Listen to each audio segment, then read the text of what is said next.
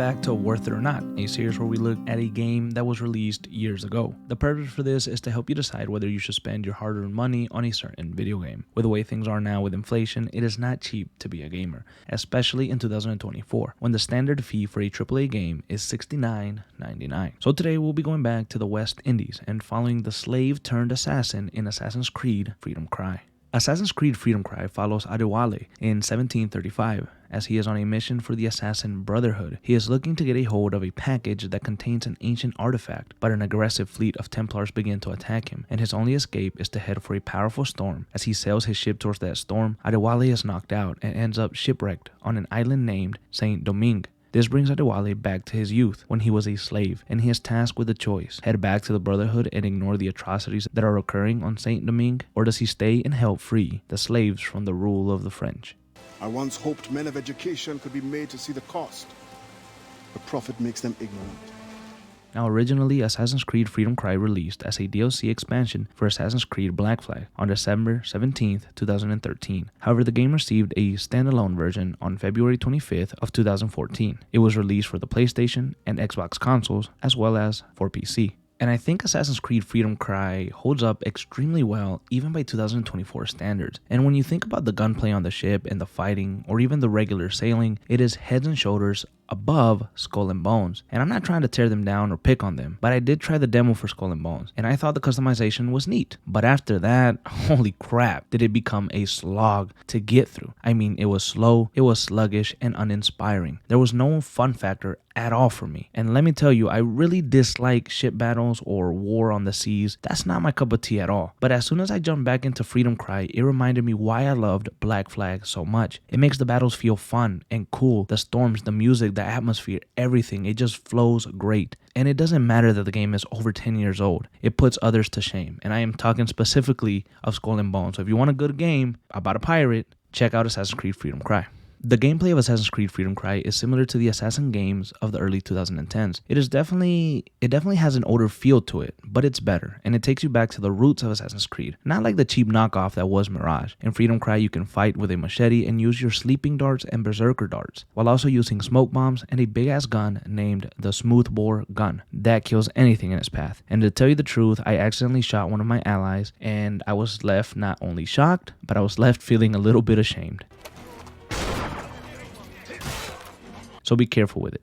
The gameplay also consists of a decent amount of ship battles, but like I mentioned earlier, it truly is fun, and with your ship you can brace for attacks, shoot cannons, and hit your enemies with mortars. And of course, you can actually board enemy ships and rescue slaves. A lot of the missions you enter also require you to be very stealthy and sneaky, which always adds another layer to the way you approach each mission. However, one of the things that I found extremely annoying, and I have also found these things annoying before, was the tailgating. It can become a little tedious and bothersome after failing it a couple of times, which I did.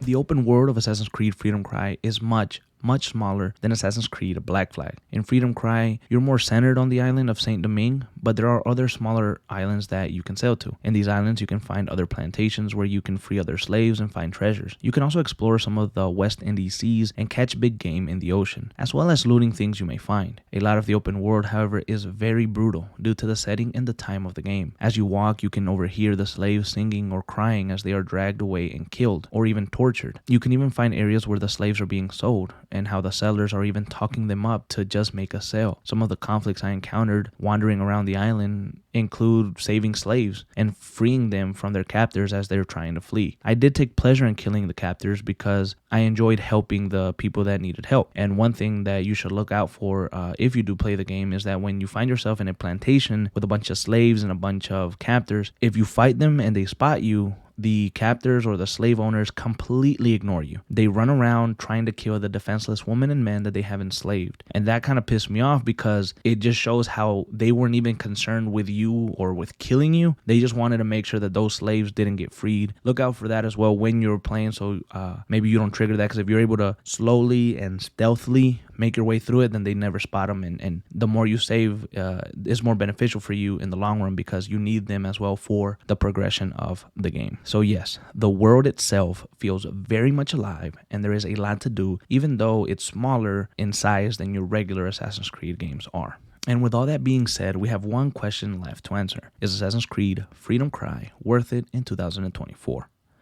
Yes, I really believe that it is. The game feels great, and the music and acting is top-notch. The game is obviously much more smaller than any other full-blown Assassin's Creed game is, but it's unique and it takes you back to that great feeling that Black Flag gave you, but without all the hours necessary to play it. So if you're looking for a good, short, and sweet time, you may have found it in Assassin's Creed Freedom Cry. It could satisfy the itch that you may be having of jumping back into a good pirate game after you've played the atrocity that has been, or that is, Skull and Bones. The game's main story is about 4 to 5 hours long depending on your playstyle, but if you take your time and you explore everything, you could probably get a good 8 hours out of it. And at the time of this video, you can get Assassin's Creed Freedom Cry for $14.99 on the PlayStation 5 and $9.99 on the Xbox website.